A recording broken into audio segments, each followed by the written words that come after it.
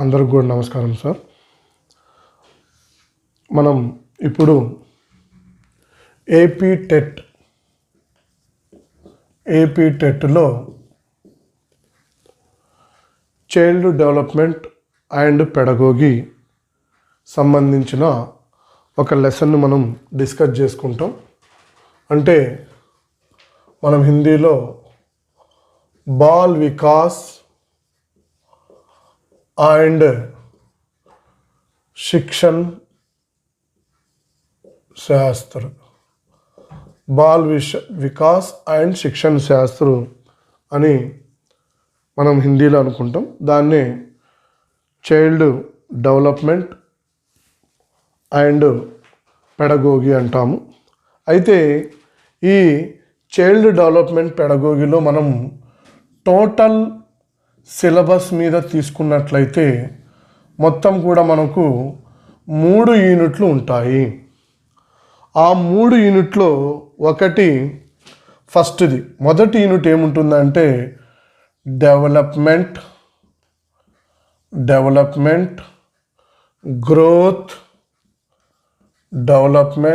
Growth and maturation. Development, growth మరియు maturation. Development అంటే తెలుసు మనకు వికాస్, గ్రోత్ అంటే తెలుసు మనకు అభివృద్ధి. లాస్ట్ టైం టెట్లో మనకు మ్యాచురేషన్ గురించి ఇవ్వలేదు, ఈ టెట్లో మనకి ఇవ్వడం జరిగింది. మ్యాచురేషన్ అంటే పరిపక్వత, వికాస్, అభివృద్ధి మరియు పరిపక్వత. దాంట్లో మొదటి యూనిట్లో మనకు అంటే బాలక్ జన్మ సే లేకర్ और వికాస్ అంటే కిషోరావస్థ వరకు ఉస్కి వికాస్ కి దశాయే కైసీ హోతీ హై అనే దాని మీద మొదటి యూనిట్ అంతా కూడా ఉంటుంది. అంటే పిల్లవాడు जन्म से पहले गर्भावस्था में रहने की विषय भी इसमें जानकारी लेना चाहिए. అక్కడి నుంచి పిల్లవాడు పరిపక్వత దశ వరకు ఈ మొదటి యూనిట్ అంతా కూడా ఉంటుంది. ఇక రెండో యూనిట్ ఏముంటుందా అంటే అండర్స్టాండింగ్ లెర్నింగ్ ఉంటుంది. అండర్స్టాండింగ్ లెర్నింగ్ అంటే మొదటి యూనిట్ పిల్లవాడు డెవలప్మెంటు అండ్ గ్రోత్, పిల్లవాడి యొక్క వికాస దశలు ఎలా ఉంటాయి, వాడి అభివృద్ధి ఎలా ఉంటుంది, వికాస దశలు ఎలా ఉంటాయి, దాని తర్వాత పరిపక్వతకు అన్నీ వచ్చేసిండు.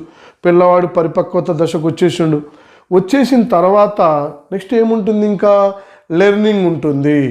లెర్నింగ్ను మనం ఏమంటామా అంటే అధిగం అంటాము. ఈ అధిగం అనేది ఎలా ఉంటుంది, ఈ అధిగం యొక్క ప్రక్రియ ఎలా ఉంటుంది అనే దాని మీద మనం ఈ రెండో యూనిట్లో మొత్తం కూడా నేర్చుకుంటాము. అధిగం అంటే మనందరికీ తెలుసు సీఖ్నా. అంటే ఈ సీఖ్నా అంటుంటాము మనము, దాన్నే అధిగం అని కూడా అంటాము. ఈ అధిగం నేర్చుకోవడానికి కొన్ని సిద్ధాంతాలు ఉన్నాయి.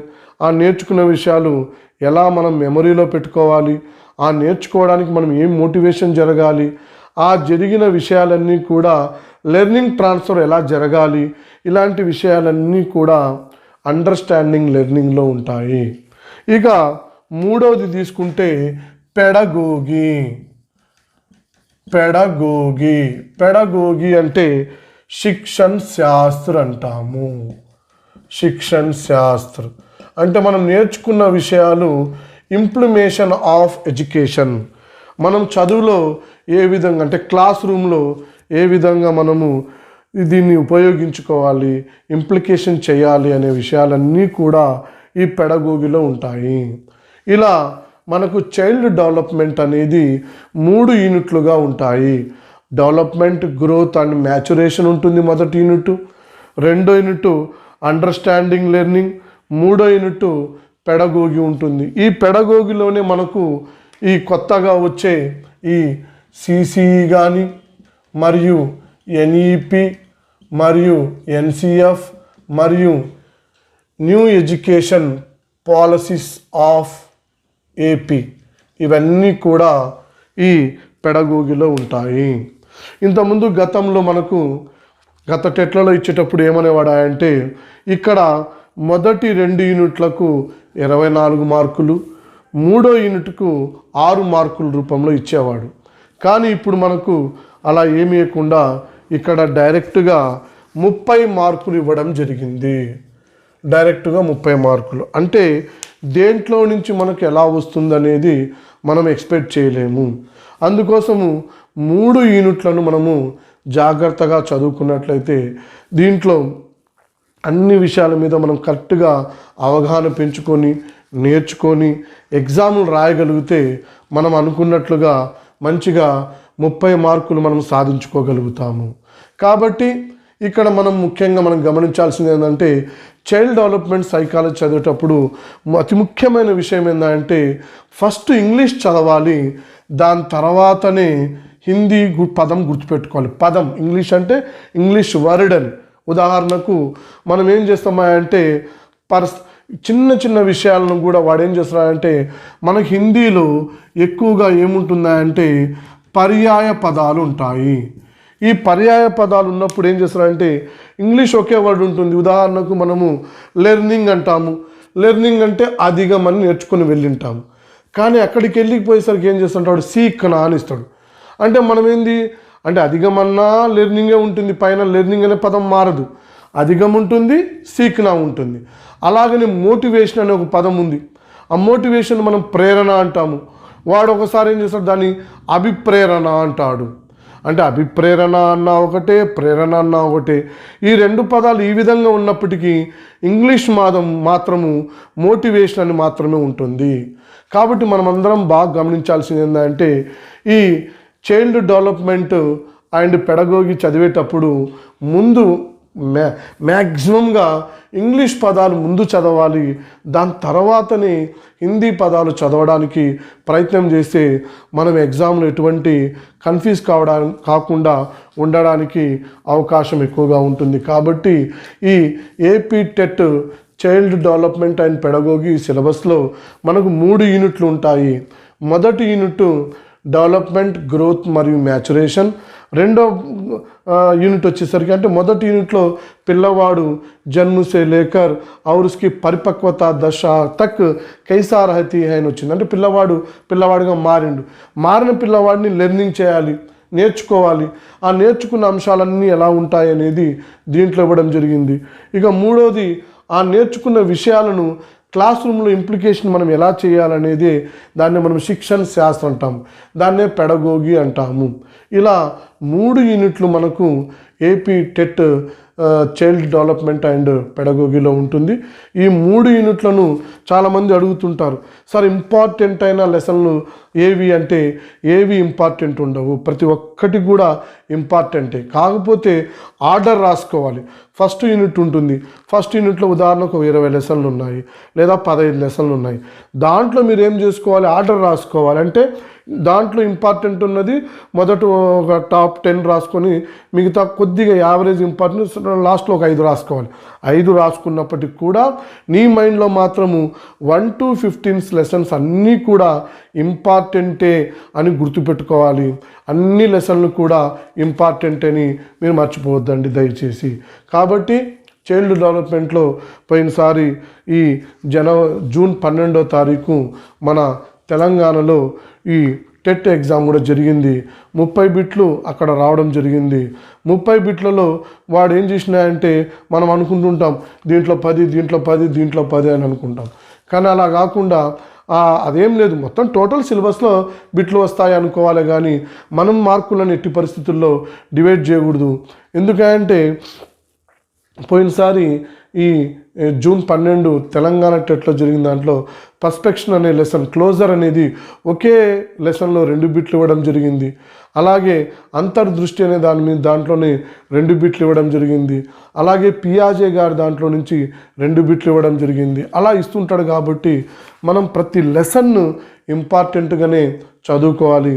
మనకు ఇక తక్కువ టైం ఉంది, కేవలము ఒక 40 రోజులు టైం ఉంది. ఈ 40 రోజుల్లో ప్రతిరోజు ఒక లెసన్ను మనం వీడియో రూపంలో మనం తయారు చేస్తాము.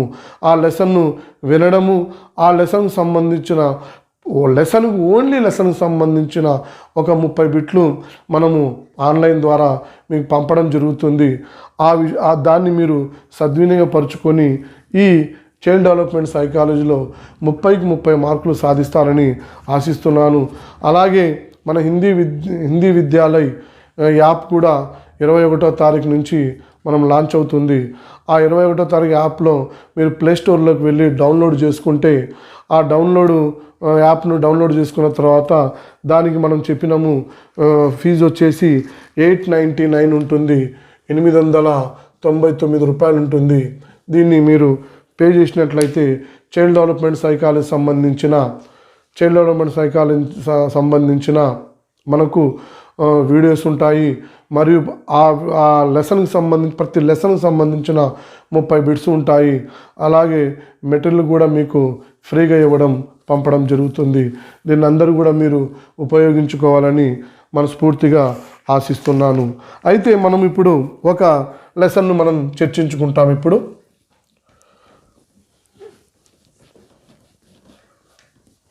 ఏం లెసన్ అంటే రెండవ యూనిట్లో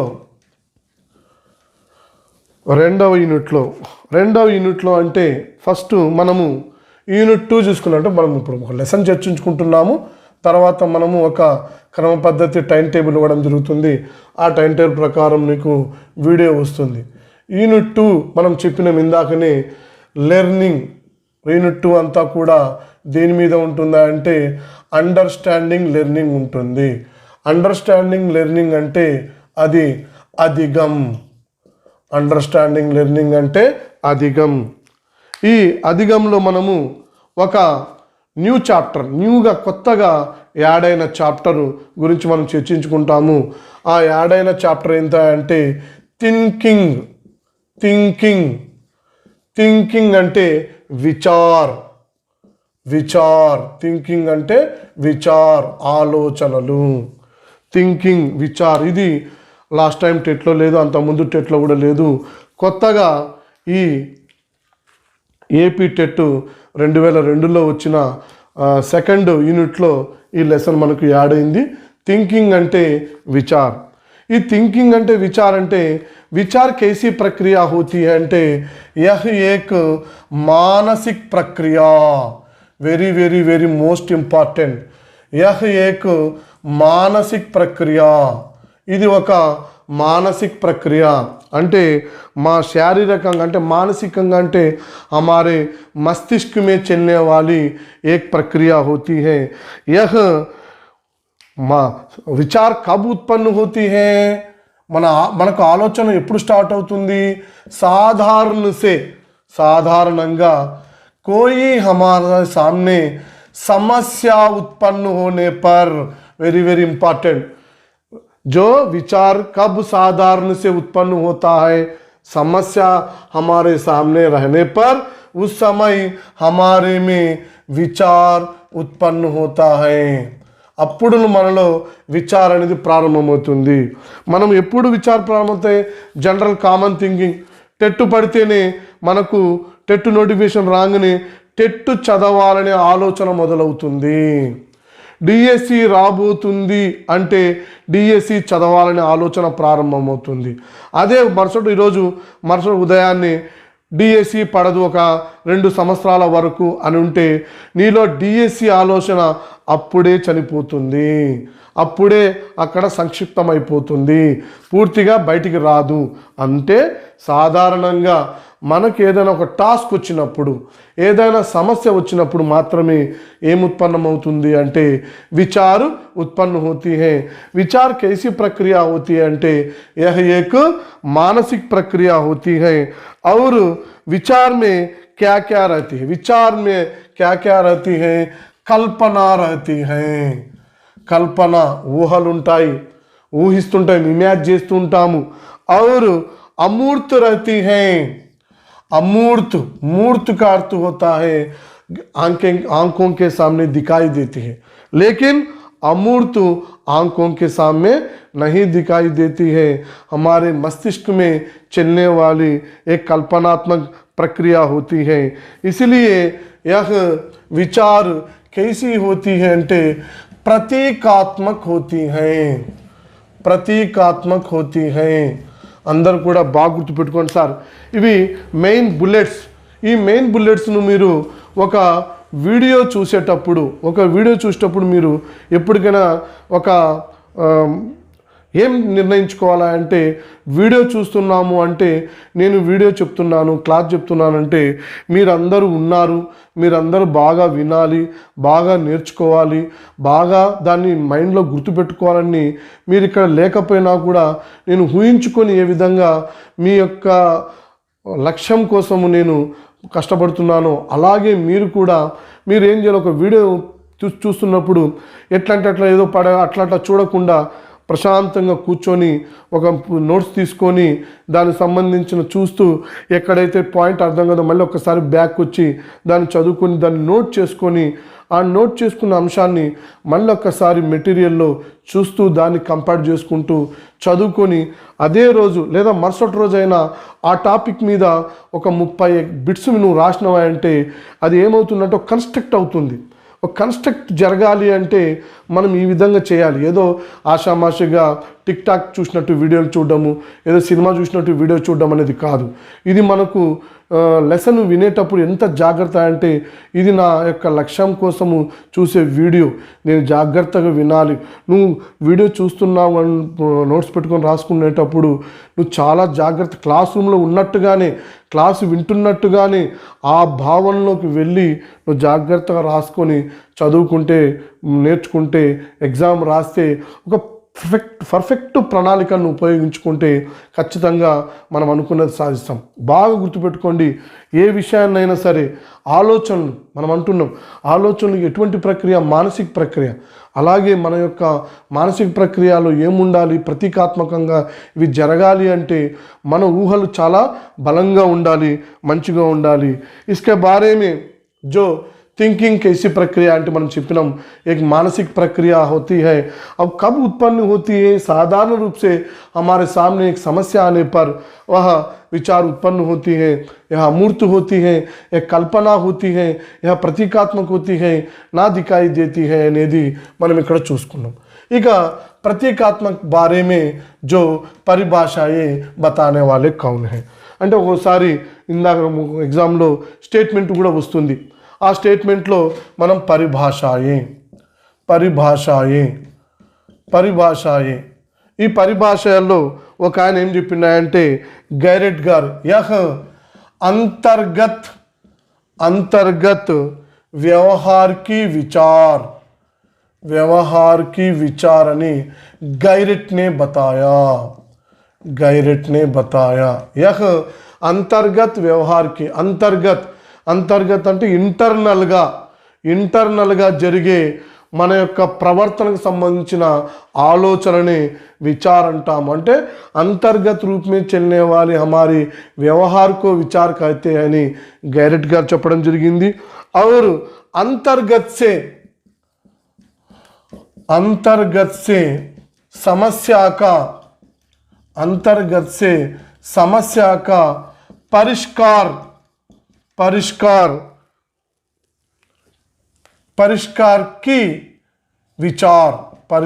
की विचार అని మనకు ఎవరు చెప్పారంటే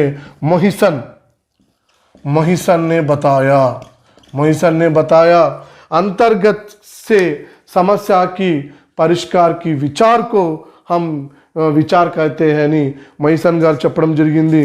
అలాగే ప్రతీకాత్మక వ్యవహార్, ఇందాక మనం మొదట్లోనే చెప్పుకున్నాం, प्रतीकात्मक व्यवहार ही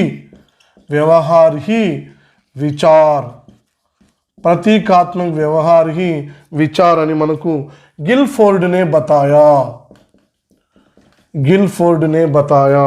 प्रतीकात्मक వ్యవహార్ హి విచార్ అని మనకు ఎవరు చెప్పినంటే గిల్ఫోర్డ్ గారు చెప్పడం. ఇది ముఖ్యమైన వ్యక్తులు చెప్పిన పరిభాషలు. అంతర్గత వ్యవహార్ కి విచార్ कहते हैं గైరెట్ గారు. అలాగే अंतर्गत के समस्या का परिष्कार का विचार ही विचार అని మొయిసన్ గారు, ప్రతీకాత్మ వ్యవహార को విచార్ कहते हैं అని చెప్పేసి గిల్ఫోర్డ్ అని. నేను ఇంతకుముందే చెప్పా, ఇంగ్లీషు హిందీ నేర్చుకోవాలి ముందు. ఫస్ట్ టైటిల్స్ దగ్గర కానీ మెయిన్ టాపిక్స్ దగ్గర ముందు ఇంగ్లీష్ చదువుకోవాలి, తర్వాత హిందీ చదువుకోవాలి. థింకింగ్ అన్న, నేను విచార్ అన్న. రేపు ఎగ్జామ్లో వాడు సోచ్ అని ఇస్తాడు. అరే సోచ్ ఏంది, ఇది కొత్త పదం అని కన్ఫ్యూజ్ కావాలి, అందుకో ఇంగ్లీష్ చూసుకోవాలి. సోచ్ అయినా విచార్ అయినా ఒకే వర్డ్ ఏంటిందా అంటే అదే థింకింగ్ అని మనం జరుగుతుంది. కాబట్టి ఇవి 3 మనం పరిభాషలు. అంటే మనం ఒక లెసన్లోకి వెళ్ళేటప్పుడు ముందు విచార్ అంటే ప్రస్తావనలు తెలుసుకున్నాం, తర్వాత ఏంటివి అంటే పరిభాషల తర్వాత లక్షణాల తర్వాత విచార్కే प्रकारालु, विचार के प्रकार तरवाता विचार थिंकर्स, विचारों व्यक्ति कौन होते हैं और विचारों पर ప్రభావిత్ करने वाले कारक क्या होते हैं, ఇవి మనం నేర్చుకోవాలి. అంటే ఒక లెసన్ మనం చదివేటప్పుడు ఒక క్రమబద్ధంగా మనం నేర్చుకుని వెళ్తూ ఉంటే ఈ విచార్ మీద మనం 30 బిట్లు మీకు ఎగ్జామ్ పెట్టడం జరుగుతుంది. అంటే అయిపోయా, నువ్వు లెసన్ బాగా విన్నావు, బాగా చదివినావు, దాని మీద ఎగ్జామ్ రాసినావు, ఇంకా ఖచ్చితంగా రిజల్ట్ రావాల్సిందే. నువ్వు విని ఎగ్జామ్ రాయడం, లేకుంటే చదవకుండా ఎగ్జామ్ రాయడం, వినకుండా డైరెక్ట్గా రాయడం, ఇవన్నీ చేయడం వల్ల ఇవన్నీ ఏమవుతుందంటే మనం మార్కుల్ని కోల్పోవస్తుంది. దయచేసి ఎప్పుడు కూడా అలా చేయవద్దండి. ఇక పరిభాషను మనకు గైరెట్ గారు, మొహిసిన్ గారు మరియు గిల్ఫోర్డ్ గారు ఇలా 3 మనకు చెప్పడం జరిగింది. ఈ 3 వచ్చేసి మనకు తర్వాత మనకు ఈ विचार के लक्षण क्या है, विचार के लक्षण क्या है, ఈ లక్షణాలు ఎలా ఉంటాయి. विचार के लक्षण होता है, మనం చెప్పినాము विचार ही समस्या का परिष्कार, మనం ఇంత ముందే చెప్పినాం समस्या का परिष्कार, विचार అంటేనే समस्या का परिष्कार. మనం ఇందాక చెప్పినాం विचार कब उत्पन्न होता है, जो हमारे साधारण रूप से हमारे सामने जो समस्या रहती है उस समय विचार उत्पन्न होती है. इसलिए लक्षण, विचार का लक्षण होता है, समस्या का परिष्कार होता है. यह बाहर ना दिखाई देती है, ఈ ప్రక్రియ అనేది यह बाहर ना दिखाती अंतर्गत से मानसिक रूप में संभाषण चलती है. మనలో మనం మాట్లాడుకుంటాం, अंतर्गत से संभाषण चलती है, లోపలనే మనకు విచారాలు జరుగుతూ ఉంటాయి, చర్చించడం జరుగుతుంది. కాబట్టి यह बाहर रूप से नहीं दिखाती है. వెరీ మోస్ట్ ఇంపార్టెంట్ అంటే విచార్ ఎప్పటికైనా निरंतर, वेरी मोस्ट इम्पॉर्टेंट, विचार निरंतर बदलती रहती है, वेरी इम्पॉर्टेंट, विचार निरंतर रूप से बदलती रहती है. ఇది మనము చేంజ్ ఉంటుంది. ఈరోజు ఒకరి మీద ఒక అభిప్రాయం ఏర్పరచుకొని ఉంటాము, ఒక ఆలోచనతో ఉంటాం వాళ్ళతోటి. కొన్ని రోజుల తర్వాత ఆ చెడ్డవాడు మంచివాడిగా మారినప్పుడు అరే మనం ఇన్ని రోజులు ఇతను చెడ్డవాడు అనుకున్నాము అనుకుంటే, ఉదాహరణకు పిల్లల మీదనే చూసుకుంటాం, వాడు బాగా అల్లరి చేస్తుంటాడు, మనం క్లాసులు చెప్పేటప్పుడు అల్లరి చేసేటప్పుడు ఏమరా వీడు ఇంత అల్లరోడు అని అనుకుంటాం. కానీ ఎగ్జామ్లో వాడికి మంచి మార్కులు వచ్చినప్పుడు వెంటనే మనం వాడి మీద అభిప్రాయం మార్చుకుంటాం. ఏమని, అరే వీడు అల్లరి చేస్తున్నాం అనుకున్నాము, చదవని వాడు అనుకున్నాము, ఈరోజు మంచి మార్కులు తెచ్చుకున్నాడు, నేనే పొరపాటు అనుకున్నా, వెరీ గుడ్ రా, వెరీ నైస్ అని వెంటనే వాడి మీద ఆలోచన మార్చుకున్నాం. అంటే నిరంతర రూపే जो व्यवहार बदलती है. వాడు బాగా చదువుతున్నాడు, మళ్ళీ కొన్ని రోజుల తర్వాత అల్లరి చేసి మార్కులు సంపాదించుకోలేదు, ఏమరా నువ్వు నీ మీద నాకు మంచి అభిప్రాయం ఉంది, ఇప్పుడు మళ్ళీ మారిపోయినవారు అందరూ అని మనం వాడి మీద అనుకుంటాం. అంటే यह विचार कैसी होती है, निरंतर रूप से बदलती रहती है. और वेरी मोस्ट इम्पॉर्टेंट, विचार पहले, वेरी इम्पॉर्टेंट, विचार पहले प्रयत्न एवं भूल, वेरी इम्पॉर्टेंट, प्रयत्न एवं भूल से अंतर्दृष्टि रहती है. మొదట ప్రారంభము ప్రయత్న ఏవం భూల్, దాని తర్వాత అంతర్దృష్టి సూజ్ అనేది వస్తుంది. ఇంతకుముందు గతంలో కూడా బిట్ వచ్చింది, సూజ్ కైసీ ప్రక్రియ అవుతీ హై, సూజ్ अचानक से उत्पन्न होती है, ఆకస్మిక రూప్ से उत्पन्न होती है అన్నాము. కాబట్టి విచారలో కూడా ప్రయత్నం ఏవం భూల్తో ప్రారంభమయ్యి అది ఎటువైపు వెళ్తుందా అంటే అంతర్దృష్టి రూపుకు వెళ్తుంది. అంటే ఆకస్మిక విచారంకి ప్రయత్నం హోతీ హై. అందుకోసమే అధిగమ సిద్ధాంతాల్లో మనం చెప్పిన దాంట్లో ప్రతి దాంట్లో ఈఎల్ థారాడాక్ గారు చెప్పిన దాంట్లో ప్రయత్నం ఏవం భూల్కే ద్వారా హీ ఉస్కే క్యా హోతీ హై ఆకస్మిక్.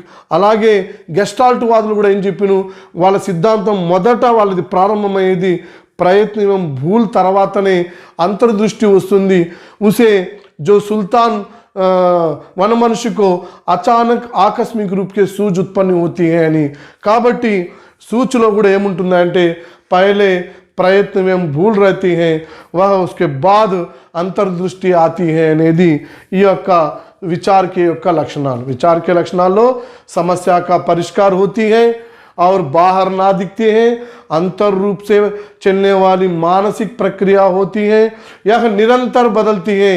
यानी मोस्ट इम्पॉर्टेंट और प्रयत्न एवं भूल के से उसे लेकर अंतर्दृष्टि ओर की चलती है అని ఈ విచార యొక్క ఆలోచనలు. అంటే మొదట మనము విచార యొక్క ప్రస్తావన, తర్వాత విచార యొక్క పరిభాషలు, తర్వాత విచార యొక్క లక్షణాలు. ఇప్పుడు వచ్చేసి విచార్ కే ప్రకార్. Very very very very most important. Last time TS టెట్లో 2012లో ఈ టైప్లో నుంచి ఒక బిట్టు రావడం జరిగింది. కాబట్టి చాలా మనము మోస్ట్ ఇంపార్టెంట్గా ఇవి గుర్తుపెట్టుకోవాల్సింది. మనము దీన్ని ఈ గుర్తుపెట్టుకోవాల్సిన జాగ్రత్తగా ఉంది. కాబట్టి ఈ విచార్ టైప్స్ विचार टाइप्स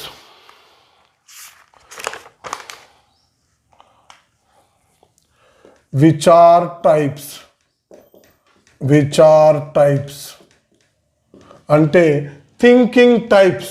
ఇంతకుముందే నేను చెప్పినట్లు ఇంగ్లీష్ గుర్తుపెట్టుకోవాలి ముందు, దాని తర్వాతనే హిందీ గుర్తుపెట్టుకోవాలి. విచార్ కి టైప్స్ అంటే థింకింగ్ టైప్స్. థింకింగ్ టైప్స్లో మనకు మొట్టమొదట కన్వర్జెంట్ థింకింగ్ ఉంది. Convergent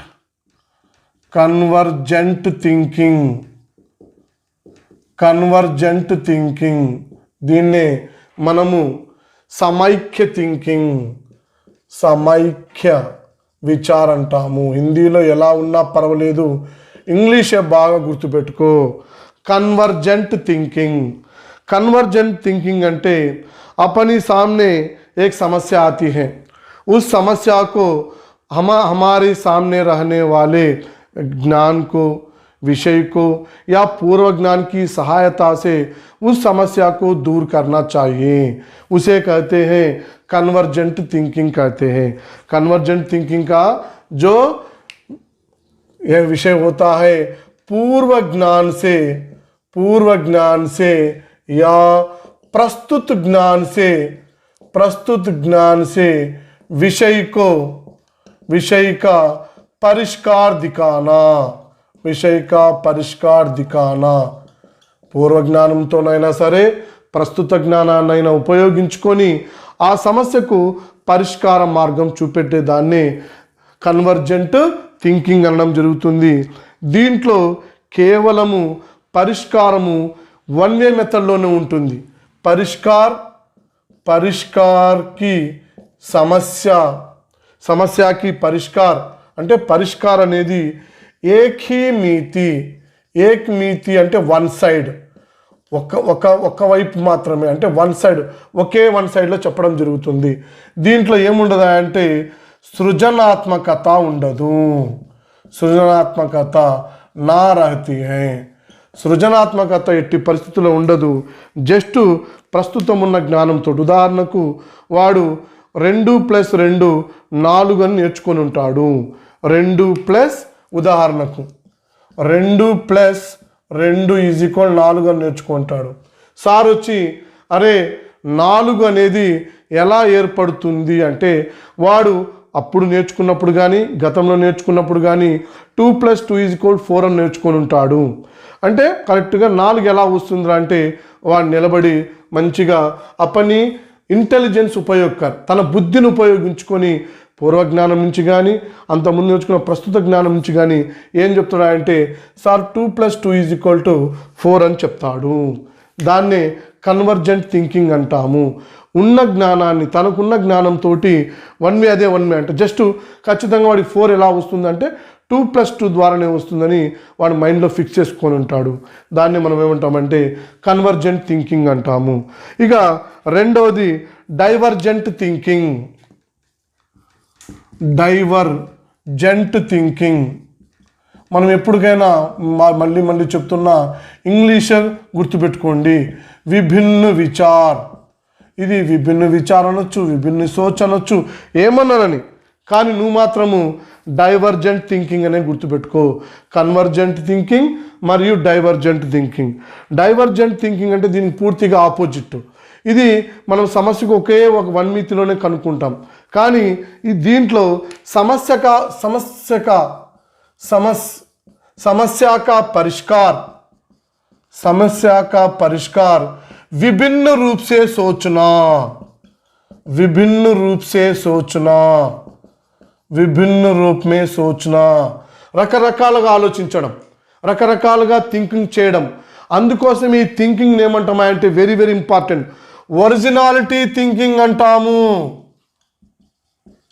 very very most important ఈ థింకింగ్ని ఒరిజినాలిటీ. దాన్ని సహజ సిద్ధంగా ఉండేది, తనంత సహజంగా ఒరిజినాలిటీగా వచ్చే ఈ సమస్యను మనం ఏమంటామా అంటే డైవర్జెంట్ థింకింగ్ అంటాము. దీన్ని ఒరిజినాలిటీ థింకింగ్ అంటాము. అంటే సమస్యకు పరిష్కారాన్ని విభిన్న రకాలుగా ఆలోచించడం. ఉదాహరణకు ఇందాక మనం చెప్పినట్టే 2 × 2 = 4 అని చెప్పినప్పుడు వాడు ఏం చేస్తున్నాడంటే సార్ 2 × 2 4 ఎందుకు వస్తుంది, 3 + 1 4 వస్తుంది, 6 - 2 4 వస్తుంది, 4 × 1 4 వస్తుంది, 8 ÷ 2 4 వస్తుంది అని ఈ విధంగా రకరకాలుగా వాడు చెప్పడం జరుగుతుంది. అందుకోసమే మనం దాన్ని ఏమంటామా అంటే ఒరిజినాలిటీ థింకింగ్ అంటాము. దీన్ని మనము డైవర్జెంట్ థింకింగ్ అంటాము. డైవర్జెంట్ థింకింగ్లో సమస్యకు పరిష్కారం మనం ఎలా ఆలోచిస్తాము, విభిన్న రూపాలుగా ఆలోచిస్తాము, విభిన్న కోణాలుగా ఆలోచిస్తాము. ఇందాక నేను ఒకే కోణంలో ఆలోచిస్తే సమస్యకు పరిష్కారము కన్వర్జెంట్ థింకింగ్ అంటాము. అంటే ఇంటెలిజెన్స్ పరులు మాత్రమే చేయగలుగుతారు. వీళ్ళు క్రియేటివిటీస్ అంటాము. క్రియేటివిటీస్ అంటేనే ఒరిజినాలిటీ పర్సన్స్, కాబట్టి దీన్ని మనము ఒరిజినాలిటీ అంటాము.